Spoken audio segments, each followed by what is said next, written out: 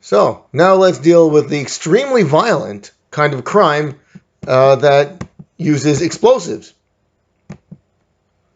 Now this is really not common in the civilian realm. It doesn't mean it doesn't happen, but most crimes are really not explosives. However, you should know it does occur. It does occur, and it does exist, and it's something that a forensic analyst would have to know about. It is certainly a valid form of forensics. Now, the fact is, it doesn't matter. It's not just for the military or terrorists that these are the people who have the bombs. But interestingly enough, most of the bombs in the United States are actually from isolated criminals, ordinary people who have the skills of making bombs and they want revenge or whatever, or they just want to destroy, so they make the bombs. So it does exist in the civilian realm.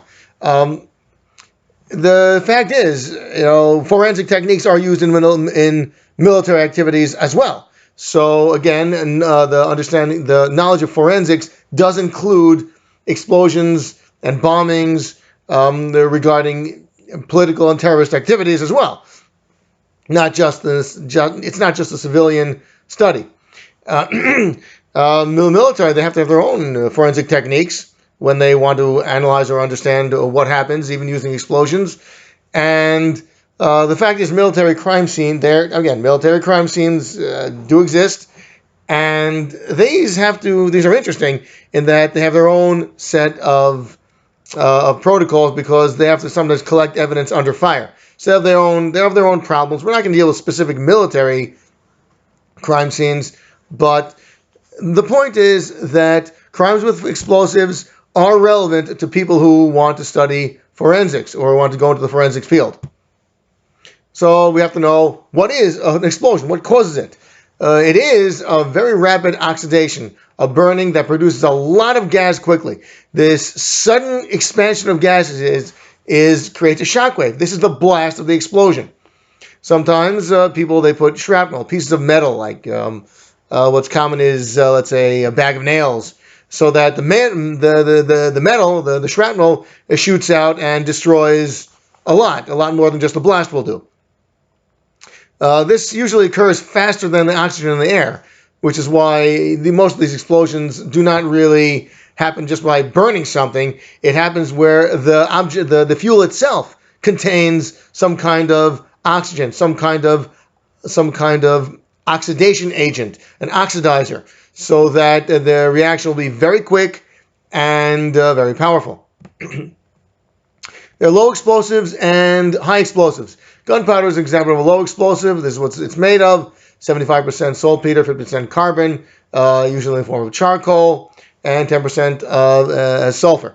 It has an oxidizer. That's the NO3, KNO3. That's the oxygen for the oxidizer. The carbon and the sulfur are fuels. It produces carbon dioxide, which is a gas, a stable gas, and N2, which is a very stable gas also.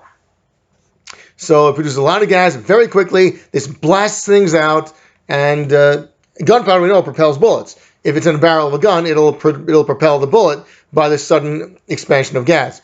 Another example will be trinitrotoluene. That's TNT. It's high explosive. This has the oxidizer in the molecule itself. The molecule itself that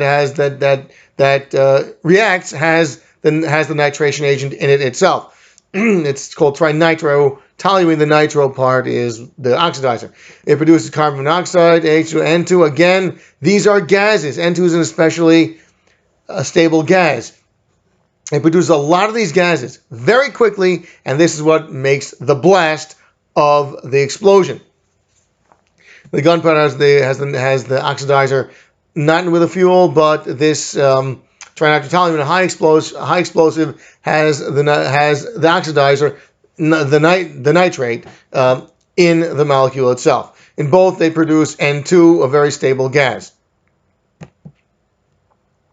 There's also a large energy difference between the reactants and the products. This was mentioned in the lecture on fires, that we have a large energy difference. You're going to have a lot of energy output when the reactants turn into products. This, we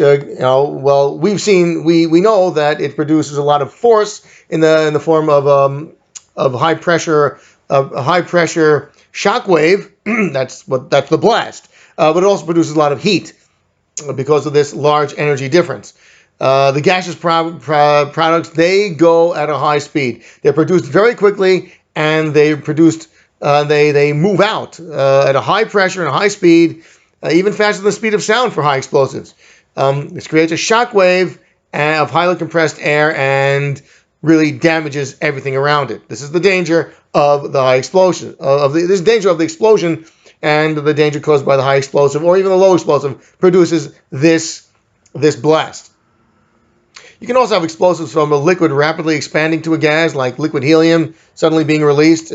It also forms an explosion when it turns to a gas, or aerosol powder that ignites. This happens in fuel, in grain, in let's say grain silos or grain elevators. You have a lot of flour in the air. Each particle of flour can be ignited, and when they all ignite together, that produces a lot of gas quickly.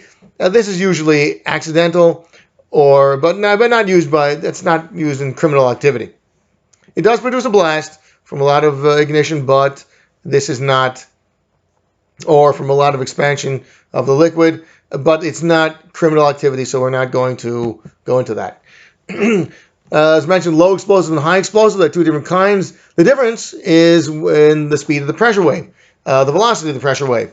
If it's slower than it's 1 kilometer per second or slower, then it's low explosive. It's higher than 1 kilometer per second, then it's a high explosive. Now let's put this in perspective. A kilometer per second is about 4 times the speed of an ordinary airline jet. That's a lot.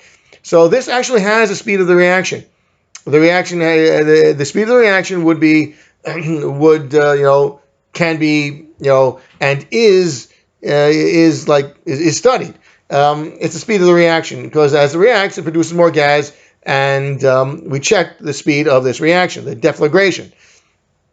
But high explosives don't have that. They have the detonation. It's the speed of the pressure wave caused by the reaction. The pressure wave itself can cause the reaction by breaking up molecules that are farther out, and this in itself caused the reaction. So we don't really have a speed of a reaction. It's more the pressure wave that we're interested in, and that's called a detonation.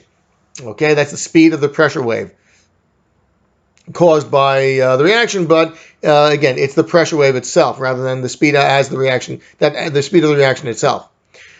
Low explosives used as a fuel and an oxidizer, usually separately.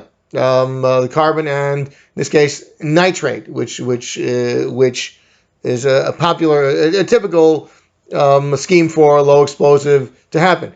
In the case of black powder, gunpowder, you have carbon and sulfur as the fuel, and potassium nitrate, that's saltpeter, that is the oxidizing agent. That's what causes the blast. The oxidizing agent reacts with the fuel and very quickly produces a lot of gas. This is your explosion. It's made with easily purchasable products, but I'm not going to bother telling you. Besides, if you have bullets, you can get gunpowder. There's also what they call smokeless powder. Believe it or not, this is sometimes also used in gunpowder instead of the black powder. Sometimes smokeless powder is used. This is nitrocellulose. Or nitrated cotton, which is called gun cotton. Sometimes nitroglycerin is added to it. The idea is you take your cellulose, let's say wood, whatever you get your cellulose from, you can nitrate it using a chemical reaction, and you have your nitrated gun cotton.